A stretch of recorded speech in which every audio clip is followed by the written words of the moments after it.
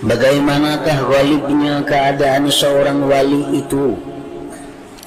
Biasanya orang wali itu macam apa?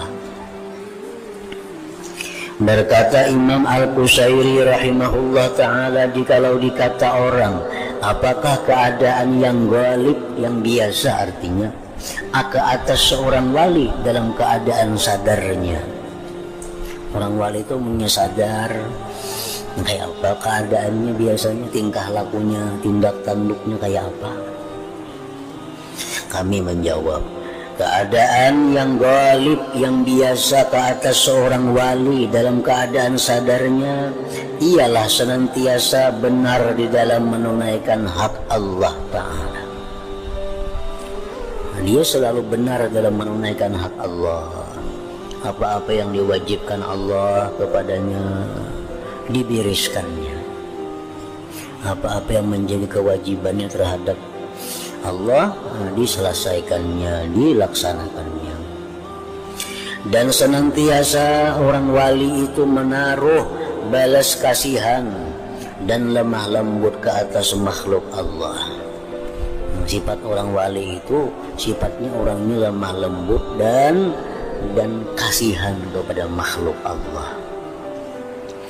Dan senantiasa berusaha meluaskan kasih sayangnya bagi seluruh makhluk Allah. Di antara sebagian amalan-amalan para wali seperti Allahumma ghufir li ummati Muhammad, Allahumma arham ummata Muhammad, Allahumma astur ummata Muhammad.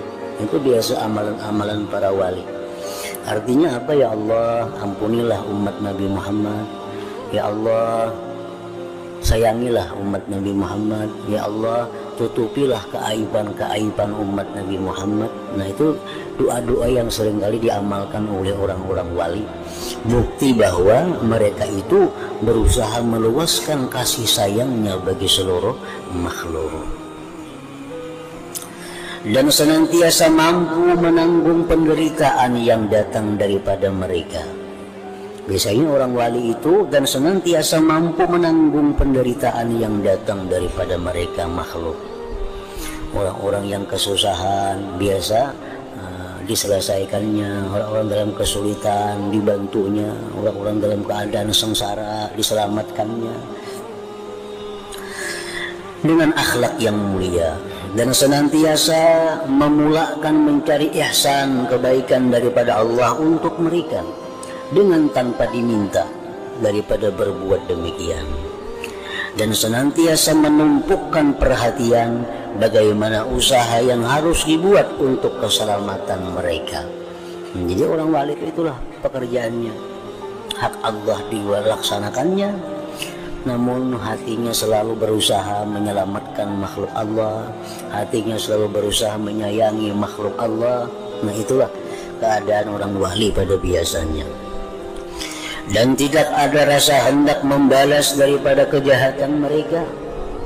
Orang menyakitinya, orang memfitnahinya, orang menjelikkannya, kada mau membalas, kada mau membalas. Dan sangat jauh orang wali itu dari perasaan dengki terhadap mereka. Orang wali kada mau dengki, kada mau. Ada orang nyaman, alhamdulillah. Ada kawan dapat nikmat, alhamdulillah. Kada mau dengki, kada mau sakit hati bila kawan nyaman. Dan tidak mengharapkan sesuatu daripada harta benda mereka. Orang wali kada mau berharap terhadap harta benda orang. Mudahannya mau beri aku, mudahannya mau menjami aku. Kada mau berharap kepada harta benda mereka. Dan meninggalkan sifat tamak dengan apa cara sekalipun. Dan senantiasa menjaga lidahnya daripada menyebut-nyebut mereka dengan jahat, dan daripada membilang-bilang kejahatan mereka manusia. Serta tidak suka bertengkar, sama ada dalam urusan dunia maupun dalam urusan akhirat. Kada mau berdebat, kada suka kekerasan. Jadi artinya orang yang pengarasan itu kada mau orang wali. Berkata Imam An-Nawawi rahimahullah ta'ala, maksud perkataan yang terakhir ini ialah seorang wali itu suka memaafkan. suka memaafkan daripada menuntut hak-haknya di dunia ini. Dia dizalim padahal dia berhak untuk membalas, boleh untuk membalas, tapi dimaafkannya. Maka ia tidak menuntut dengan cara keras di dunia ini, dan ia juga tidak menuntut kepada mereka untuk dibayar di negeri akhirat nanti. Ada mau juainya, ada orang menyambatinya misalnya, oh hendak membalas, kenapa di akhirat silakan aku ambil amalnya, kada mau juga kayak itu, kada wali ngarannya. Orang wali itu kasihan kalau ada makhluknya masuk neraka, kasihan kalau ada hamba Allah ini masuk neraka, kasihan. Ada mau kamu bakal mengambil amal orang. Kalau ada orang menyakiti mereka, mereka memaafkan, dunia akhirat dimaafkan. Kada mau pajang membalas di dunia atau mengambil amal di akhirat, itu kada mau. Allah berfirman, wala man sabara wa ghafara inna dzalik min azmil umur. Maksudnya, dan sesungguhnya siapa yang bersabar dan mengampuni kesalahan orang lain, maka yang demikian itu termasuk daripada perkara yang sangat besar sekali. Orang ada hutang lawannya, ada bayar, dan dimaafkannya, dan di akhirat pun kada akan kutuntut. Nah, itu kelakuan orang wali. Orang kada wali dia di akhirat ku ambil amalnya, nyebang ada hutang dua aku, nah biarnya kan neraka mati. Nah itu orang kada wali itu. Dan firman Allah Ta'ala lagi, wal kazimin al ghaiza wal 'afina 'anil nas wallahu yuhibbul muhsinin. Maksudnya, dan orang yang bertakwa itu mereka yang menahan marah dan memaafkan kesalahan orang lain, dan Allah itu cinta akan orang yang berbuat baik.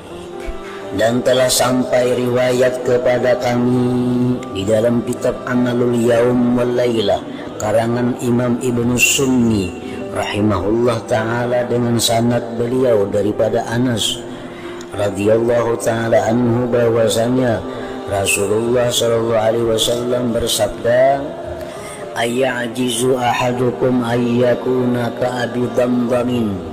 Qalu wa man Abu Damdamin ya Rasulullah? Qal kana idza asbah qal Allahumma inni wahabtu nafsi wa 'irdi lak fala yashtimu man syatamah wa la yazlimu man zalamah wa la yadribu man darabah. Maksudnya, apakah seorang kamu, ujar Nabi nih, ujar Nabi, apakah seorang kamu lemah daripada mengikuti Abu Damdam? Ya, ngaran seseorang. Apa kalian kada kawa meniru lawan Abu Damdam? Sahabat bertanya, siapa Abu Damdam itu wahai Rasulullah?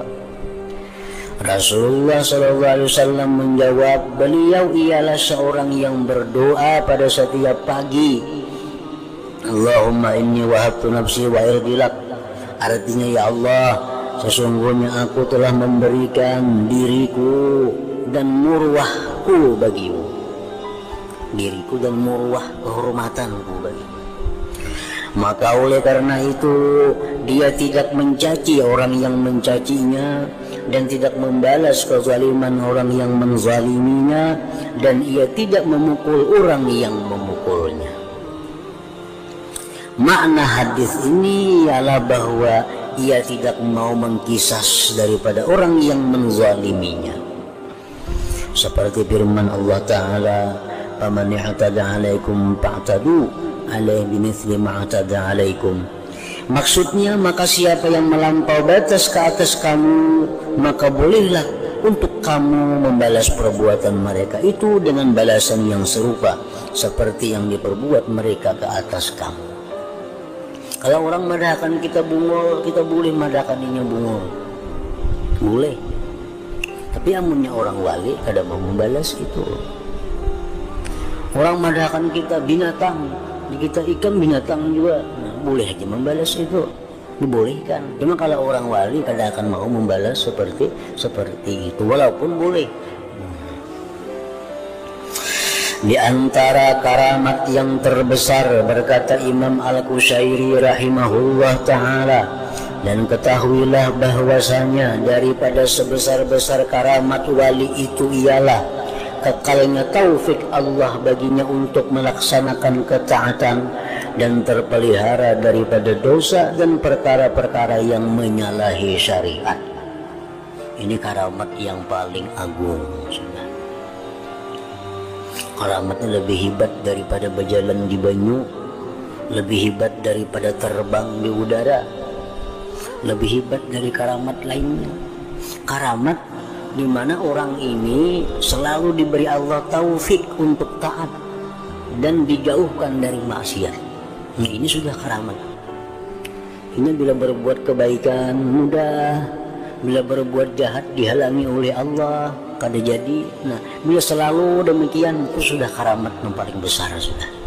Berkata Imam Nawawi rahimahullah ta'ala, maka masuklah di dalam perkara yang menyalahi syariat ini perkara-perkara yang bukan maksiat, seperti perkara yang makruh tanzih, dan seperti meninggalkan bersedap-sedap dengan syahwat yang disunatkan meninggalkannya. Termasuk itu, dia dijaga oleh Allah daripada bersenang-senang, berlezat-lezat dengan sesuatu yang bisa membuat dia lalai lupa.